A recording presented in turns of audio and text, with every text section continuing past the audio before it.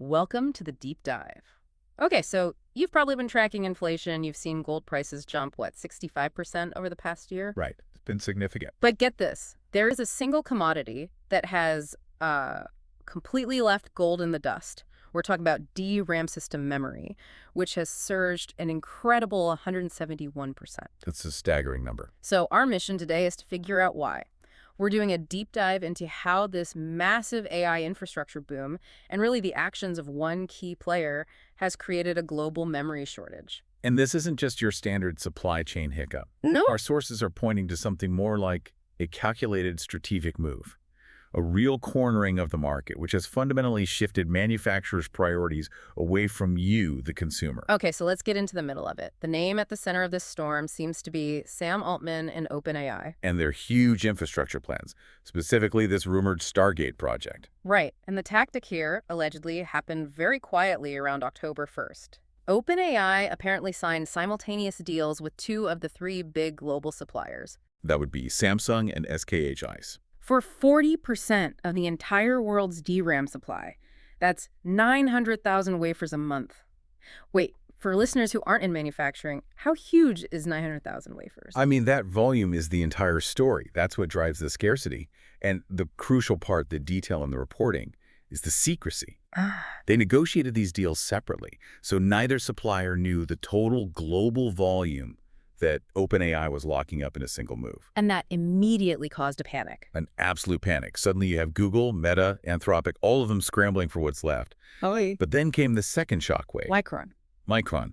The third major player, and the only one based in the US, announces it's getting out of the consumer memory market entirely. Their wording was they're focusing on larger strategic customers. Which is code for AI data centers. It's just, infinitely more profitable for them. And that pivot is where this stops being a story about PC gamers and starts being about, well, everything. Exactly. We're talking about the basic infrastructure of modern life. Your car, your smart appliances. The sources mentioned over 2 million different medical devices on the market that need DRAM to function. Precisely.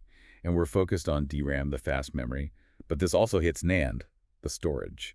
Take cars. By 2026, the memory needed in a single car is set to triple. By 2030, we could be looking at control units needing 4 terabytes. That's more than most high-end desktops have today. And you can see the cost hitting consumers directly, right? Oh, it's already happening. We saw one specific RAM kit that was, what, $156 a year ago. It's now $769. A 5-fold increase. And that's not even counting the scalping. Used, older memory is selling for way more than it originally cost because people are just desperate. And that desperation leads to this idea of electronic shrinkflation.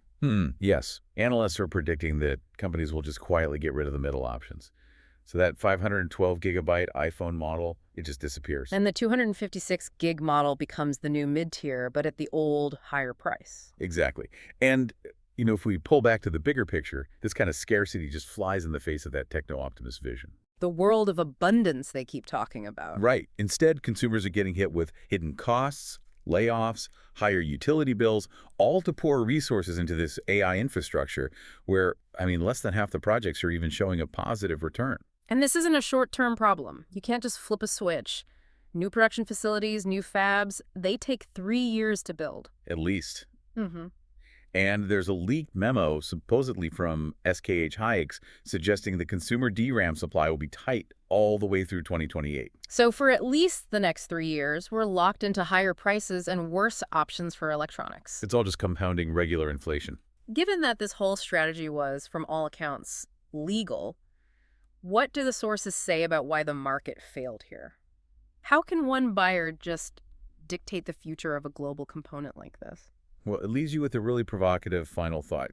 Some of these same techno-optimists we tracked argue that the only scarcity that will exist in the future is the scarcity we decide to create ourselves. Just ask yourself, is this global memory shortage the first major structural scarcity we've intentionally engineered? All by prioritizing this massive, unproven AI build-out over the everyday supply for consumers. Something to think about.